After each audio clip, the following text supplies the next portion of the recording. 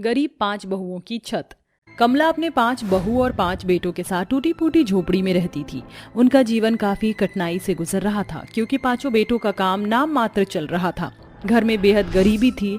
कुछ दिनों से सभी सूखी 2 रोटी खा रहे थे। फिर एक दिन कमला अपनी बहुओं से कहती है, बहू, मेरी छड़ी टूट कर गिर गई है। अब मैं क्या करूं? कोई नई छड़ी का इंतजाम कर सकता है क्या? माँ जी, आप तो जानती हैं कि केशव अभी कुछ दिनों से पैसे ला नहीं पा रहे हैं। केशव क्या, आपके 5 बेटे एक ही जगह काम करते हैं और उनका मालिक कभी पैसे देने को राजी नहीं हो रहा। हाँ माँ जी, कुछ दिन बिना छड़ी के सहारे चल लीजिए। हम तो हैं ही आपके पास 5 बहुएं। पर बहू, मैं तुम्हें परेशान नहीं करना चाहती। गिर गई तो बिना छड़ी के। माँ जी, ये देखिए, मैं आपके लिए बाहर से एक डंडे को तोड़कर छड़ी बनाकर लाई हूँ। कुछ दिन आप इसका सहारा ले लीजिए। अरे वाह सुरेखा, ये तो तूने बहुत अच्छी तरकीब निकाली है। तुम्हें भी परेशानी नहीं होगी और मेरा भी काम बन गया। हाँ दीदी, ये तो आपने बहुत अच्छा काम किया है। बहू, भूख लग रही है, कुछ है क्या? माँ जी, अभी खाना ही बना रहे थे, कोई सब्जी नहीं है। आटा भी जरा सा था तो आज नमक से ही रोटी खानी पड़ेगी। कोई बात नहीं बहू, भगवान की दया से कम ये खाने को मिल रहा है, वरना ये भी नहीं होता। लेकिन 5 बेटे क्या खाएंगे?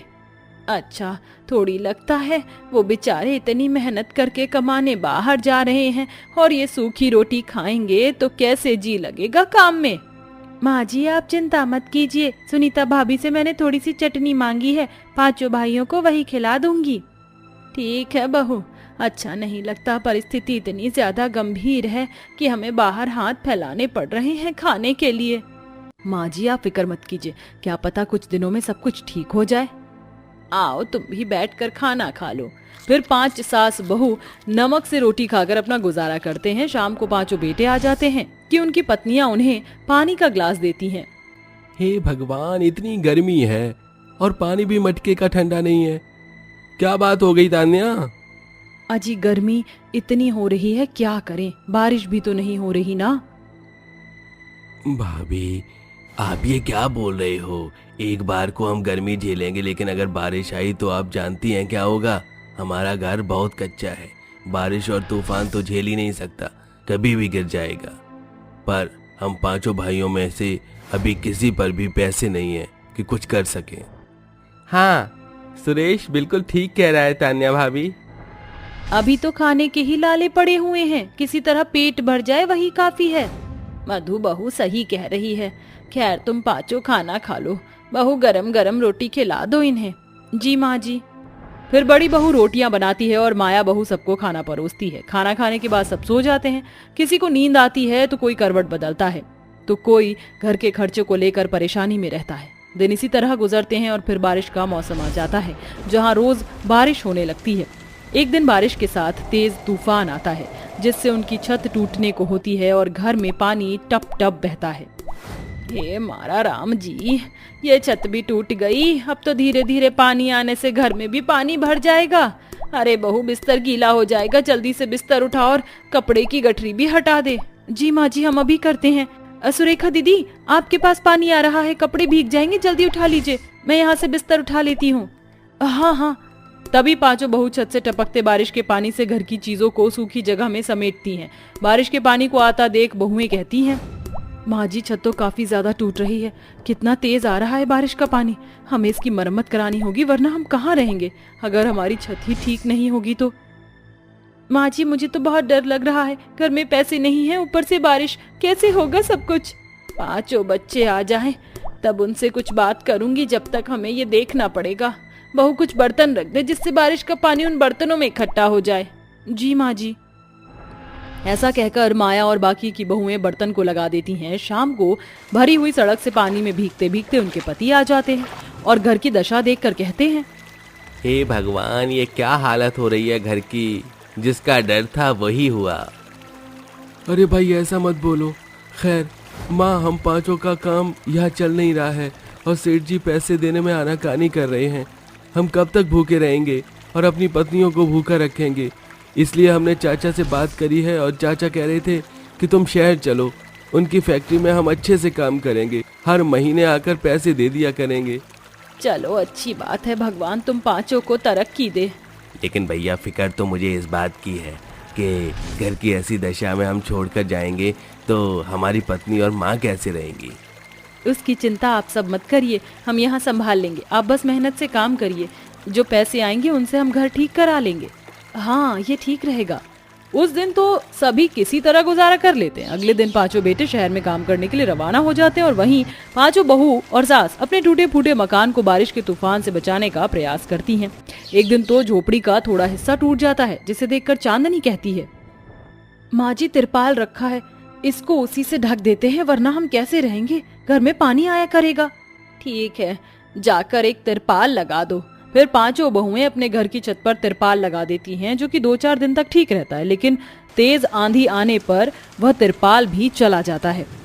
माँ जी बहुत तेज आंधी और तूफान चल रहा है, हमें इस घर से अभी निकलना होगा, वरना हम इसके नीचे दब जाएंगे। जल्दी चलिए, उस पेड़ के नीचे खड़े हो जाते हैं। फिर पांचों बहू और सास जरूरी सामान को अपने हाथ में लेकर घर से बाहर निकल जाते हैं। तभी उनकी झोपड़ी बह जाती है और वो बारिश में एक पेड़ के नीचे खड़े हो जाते हैं। ये भगवान, ये तूने क्या किया, हमारे सर से छत भी छीन ली, अब हम कहाँ रहेंगे, ऊपर से इतना तेज तूफान और बारिश, अब हम कहाँ रहेंगे, क्या खाएंगे। माँ जी हम कहीं और चलते हैं, जहाँ हमें छत मिल जाए और काम भी उन पैसों को जोड़कर अब अपना पेट पालेंगे और नया घर बनाएंगे। ठीक है, बारिश के थमने पर चलते हैं। कुछ देर बाद बारिश थम जाती है और पांचों बहू सास पहले मंदिर के पास बैठ जाती हैं, फिर आसपास में काम की तलाश करके। कोई बहू नौकरानी का काम करती है तो कोई बहू दुकान पर सामान उठाने में मदद करवाती है। बारिश भी धीरे धीरे कम होने लगती है और आए पैसों से वो एक कमरा खरीद कर गुजारा करते हैं। फिर पांचों बेटों में भी कुछ महीनों बाद पैसे भेज देते हैं, जिससे एक दिन कमला एक डीलर से बात करते हुए कहती है, भाई साहब बहुत विश्वास करके आपके पास आए हैं, क्या सच में हमारा मकान बन जाएगा? अभी हम पर सिर्फ 2 लाख रुपए ही हैं और आपको चाहिए 10 लाख। बिना छत के कुछ महीनों से कैसे रह रहे हैं, ये बस हम ही जानते हैं। अरे बहन जी, आप निसंकोच रहिए, आपकी परिस्थिति मैं समझता हूँ। 2 साल के भीतर भीतर आप पूरे पैसे चुका देना, इतने में हम आपका मकान बनवाना शुरू करते हैं। अंकल जी हमारी छत मजबूत तो होगी, कहीं वो आंधी तूफान से गिर जाए। अरे नहीं नहीं बेटा, इतना बढ़िया अच्छा मजबूत घर बनाएंगे कि बारिश तूफान हर मार को झेल जाएगा। शुक्रिया भाई साहब आपका, आपकी बहुत कृपा रहेगी। हम धीरे धीरे पैसा लौटा देंगे, ये बाकी के पैसे लीजिए। इस तरह पांचों बहू दूसरों के घर पर काम करके पैसे कमाती और अपने पति के पैसों से घर का खर्चा निकालने के बाद वो उस डीलर को भी हर महीने किश्त देती हैं और उनका मकान भी बहुत बढ़िया बन जाता है, जिसमें वो सब एक साथ रहते हैं। देखिए माँ जी, हमारा अपना घर कितना बढ़िया है, अब हमारी छत कभी नहीं गिरेगी और न कभी पानी आएगा। पानी तो नहीं आया, लेकिन हम जरूर आ गए हैं कुछ दिन यहाँ रहने। अरे मेरे बच्चे आ गए, बहू तू खाने में बढ़िया खाना बनाना। अपने बेटों के आने की खुशी में कमला बहू से बहुत खाना बनाकर उनके साथ बैठकर खाती है और उनके घर की आर्थिक स्थिति भी खत्म हो जाती है और पांचों बेटों का काम शहर में जम जाता है। बेचारी रोशनी अभी अपनी जिंदगी से बहुत ज्यादा जूझ रही थी, क्योंकि उसके पति कुणाल और सास मंजरी ने उसका जीना हराम कर रखा था। साथ ही वो दुर्गा माता की बहुत बड़ी भक्त थी। दरअसल दोनों की शादी को 5 साल हो गए थे और अभी तक रोशनी माँ बनने का सुख नहीं भोग पाई थी, इसीलिए मंजरी उसे अक्सर सुनाया करती थी। विश्वास नहीं होता तो एक नजर खुद देखी, जहाँ एक सुबह घर का सारा काम करके रोशनी अपने कमरे की ओर जा रही थी, तभी सास मंजरी सामने से दूध का गिलास लेते हुए आती है, जो कि उसकी ही साड़ी पर गिर जाता है। कमबख्त नास पीटी, करम जली, बांझ का क्या किया, ये तूने मेरी इतनी महंगी साड़ी खराब कर दी। एक काम तो ठीक से नहीं होता, कहाँ फुदकती हुई जा रही थी? कुछ नहीं माँ जी, बस अपने कमरे में जा रही थी, गलती से हो गया, मुझे माफ कर दीजिए। गलती से हो गया ये? एक तो दूध 70 रुपए किलो हो गया है, तूने एक गिलास दूध खराब कर दिया और उस कांच के गिलास को भी तोड़ दिया। पूरे 100 रुपए का नुकसान कर दिया है तूने। इसकी भरपाई क्या तेरा बाप करेगा? जल्दी से साफ कर, मेरे पैरों में दर्द हो रहा है, मेरे पैर दबा। जी माँ जी, मैं अभी आती हूँ। अपनी सास के ताने सुनकर बुरा तो उसे बहुत लगता है, लेकिन मन ही मन रो कर रह जाती थी। फिर उस जगह की सफाई करने के बाद वो अपनी सास के पैर दबाती है। ओहो, मरे मरे हाथ क्या चला रही है, जरा अच्छे से पैर दबा मेरे। जी माँ जी। रोशनी दोबारा से पैर दबाती है तो जोर से पैर दबाने पर मंजरी को लग जाती है और वो अपना पैर रोशनी के हाथ पर मारती है, जिससे उसके हाथ पर लग जाती है। माँ जी क्या हुआ, मुझसे कोई भूल हो गई क्या? भूल करने के बाद पूछ रही है कि मुझसे भूल हो गई क्या? मैं जानती हूँ मेरे से बदला ले रही है तू किसी बात का। तभी मेरी साड़ी पर दूध गिरा दिया था और अब मेरे पैरों को जोर से दबाकर मेरी जान लेगी। नहीं माँ जी, ऐसी कोई बात नहीं है, आपने ही तो कहा था कि पैर को दबा दी। एक तो मुझसे तेरी ये मनहूस शक्ल देखी नहीं जा रही। 5 साल हो गए शादी को, एक पोता नहीं दे सकती मुझे। मन तो कर रहा है तेरा गला दबाकर अपने बेटे की कहीं और शादी कर लूं। अब तक तो 4-5 पोता पोती आ चुके होते मेरे। तो जैसी बांध से मैं क्या ही उम्मीद करूं अब। माँ जी, आप मुझे बार बार बांझ क्यों बोलती हैं? मेरे सीने में भी दिल है, मैं भी एक इंसान हूँ और मैं भी माँ बनना चाहती हूँ। मुझे भी दर्द होता है जब आप मुझे बार बार बांझ बोलती हैं। आखिर मेरी क्या गलती है कि मैं माता रानी झोली में मेरे संतान का सुख नहीं दे रही हैं तो? लेकिन मुझे भरोसा है एक दिन माता रानी जरूर मेरी झोली में ये खुशी डालेंगी। अपनी बकवास बंद कर। अगर माता रानी को तेरी भक्ति इतनी पसंद आती और यदि तेरी भक्ति में इतनी शक्ति होती, वो तेरे साथ ऐसा नहीं करती। माता रानी के नाम पर मैं तेरी बातों के जाल में अब और नहीं फंसूंगी। माँ जी, आपने वो तो सुना ही होगा कि भगवान के घर देर है अंधेर नहीं। मेरी पूरी आस्था है कि माता रानी एक दिन मेरी जरूर झोली भरेंगी। आप ऐसा कुछ भी मत कहिए उनके बारे में। तभी उसका पति कुणाल आकर कहता है, अच्छा तो तुम यहाँ माँ से जुबान लड़ा रही हो, तो मैं तुम्हें अभी बताता हूँ। कुणाल अपनी बेल्ट निकालकर रोशनी को बहुत मारता है। बेचारी की रूह कांप जाती है। कुणाल जी बस कीजिए, मुझे माफ कर दीजिए। अब मैं कुछ नहीं कहूँगी। देख, मेरा दिमाग पहले से ही गर्म है और दिमाग खराब मत कर। अब तू मेरी जिंदगी से चली जा। तेरी वजह से मैं भी बाप नहीं बन पा रहा हूँ।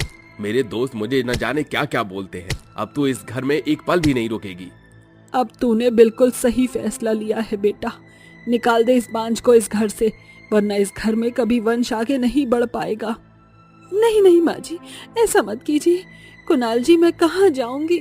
मेरा कोई है भी नहीं इस दुनिया में। कहीं भी जाओ, ट्रेन के नीचे आकर मर जाओ, लेकिन मेरा पीछा छोड़ो। और ये ले अपनी दुर्गा माँ की मूर्ति।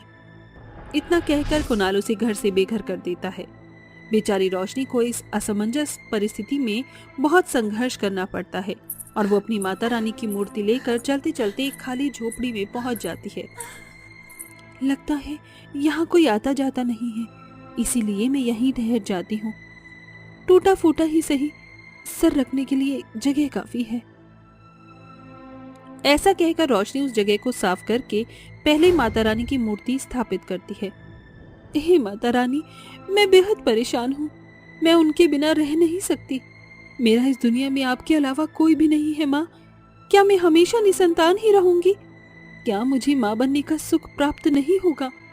क्यों हो रहा है माँ मेरे साथ ऐसा? मेरी मदद करो माँ। इतना कहने के बाद वो एक मिट्टी का चूल्हा वहां बना लेती है और मंदिर के पास बैठकर भीख मांगती है, जहां कुछ पैसों से वो कुछ खाना बनाने के लिए ले आती है।